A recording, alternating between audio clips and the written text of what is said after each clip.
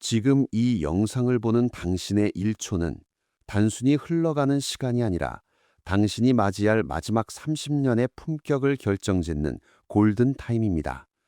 우리는 흔히 나이가 들면 지혜로워질 거라 착각하지만 준비되지 않은 노년은 그저 과거의 후회와 신체적 고통이 뒤섞인 긴 터널일 뿐임을 기억해야 합니다. 지금 이 순간에도 당신의 뇌세포는 사멸하고 있으며 오늘 당신이 선택한 나태함은 훗날 당신의 침대를 지키는 가장 비참한 외로움으로 돌아올 것입니다. 당신의 남은 생이 축복이 될지 아니면 살아있는 것이 고문이 될지는 지금 당신이 소파에 누워있는 그 자세 하나에서부터 이미 판가름 나고 있습니다. 에릭 에릭슨은 노년기를 자아통합과 절망이 격돌하는 시기라고 정의했습니다. 자아통합이란 자신의 삶을 긍정하며 수용하는 과정이지만 이 단계에 실패한 이들에게 남는 것은 죽음에 대한 공포와 돌이킬 수 없는 과거에 대한 처절한 절망뿐임을 기억해야 합니다. 지금 당신은 어느 쪽으로 향하고 있습니까? 그저 나이 탓을 하며 멍하게 시간을 죽이고 있다면 당신은 스스로를 추한 노인의 길로 밀어넣고 있는 셈입니다. 늙는다는 것은 죄가 아니지만 늙음을 핑계로 아무것도 하지 않는 것은 당신의 인생에 대한 가장 큰 배신임을 이제는 뼈저리게 깨달아야만 합니다. 뇌과학은 우리에게 분명한 경고를 보냅니다. 인지적 나태함에 빠진 뇌는 급격히 퇴화하며 이는 단순히 건망증의 문제가 아니라 당신의 존엄성을 앗아가는 치매와 고독사의 전조 증상입니다.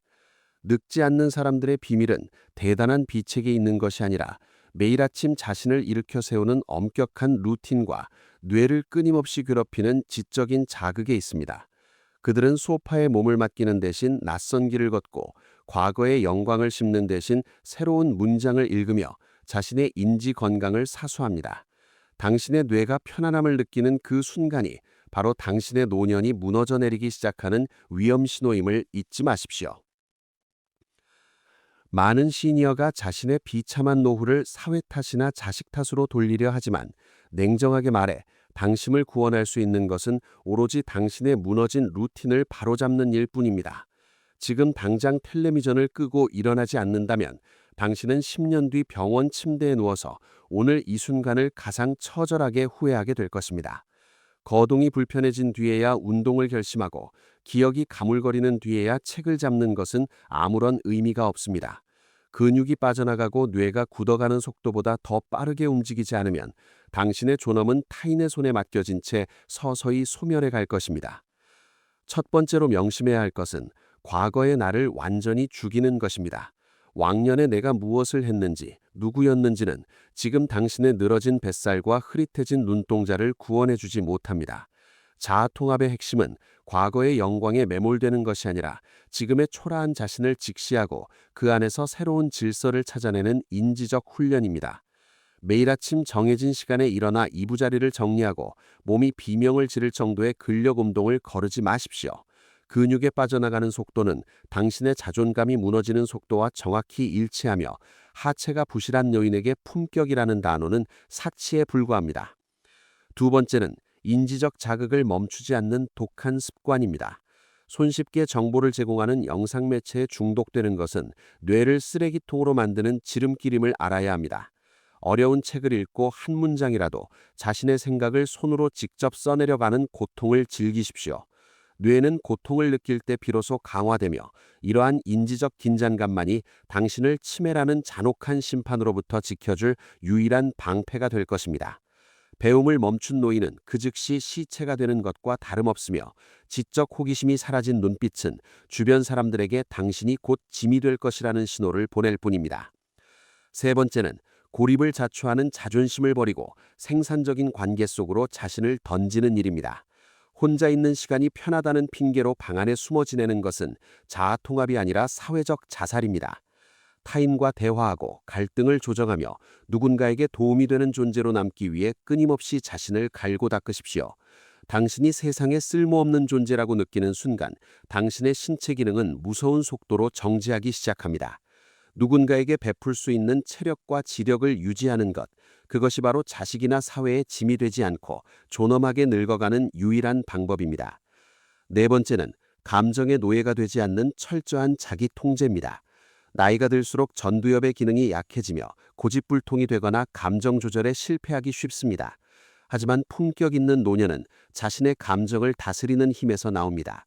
불평과 불만을 입 밖으로 내뱉는 순간 당신의 뇌는 부정적인 회로를 더욱 견고하게 구축하며 이는 결국 당신 주변의 소중한 사람들을 모두 떠나가게 할 것입니다. 고독은 사회가 만드는 것이 아니라 당신의 거친 언행과 좁아진 마음이 스스로 파낸 무덤임을 깨닫고 매 순간 평온함과 절제를 유지하기 위해 사력을 다해야 합니다. 다섯 번째는 죽음을 매일 아침 곁에 두고 삶의 밀도를 높이는 일입니다. 죽음은 먼 미래의 사건이 아니라 오늘 당신의 행동을 규정하는 가장 강력한 기준이 되어야 합니다.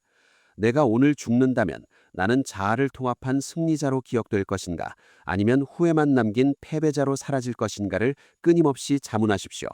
이 긴박감이 결여된 노년은 늘어지는 낮잠과 의미 없는 소음으로 가득 찰 것입니다. 죽음을 기억하는 사람만이 오늘 주어진 24시간을 금쪽같이 사용하며 그 치열함이야말로 당신의 얼굴에 깊고 아름다운 주름을 새겨넣는 예술이 될 것입니다. 여섯 번째는 지금 이 자리에서 일어나 첫걸음을 떼는 행동력입니다.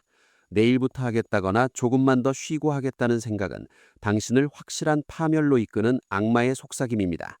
노년 심리학적 관점에서 볼 때 행동하지 않는 생각은 인지적 기만에 불과하며 당신을 절망의 구렁텅이로 더 깊이 밀어넣을 뿐입니다. 신발끈을 묶고 밖으로 나가십시오. 찬바람을 맞으며 심장이 터질 듯이 뛰는 것을 느끼고 굳어있던 뇌회로가 비명을 지르며 가동되는 소리에 집중하십시오. 그것만이 당신이 아직 살아있음을 증명하는 유일한 길입니다. 당신에게 묻겠습니다. 당신은 생의 마지막 순간에 자신의 삶을 돌아보며 미소를 지으며 눈을 감을 준비가 되었습니까? 아니면 그때 가서야 조금 더 움직일 걸, 조금 더 배울 걸이라며 눈물 섞인 가래를 삼키며 비참하게 생을 마감하시겠습니까? 존엄하게 죽는 것은 타고나는 행운이 아니라 오늘 당신이 침대를 박차고 일어나는 고통스러운 선택의 결과입니다. 당신의 자식들에게 그리고 이 사회의 추한 짐이 되어 잊혀지고 싶지 않다면 지금 당장 당신의 뇌와 몸을 깨우십시오.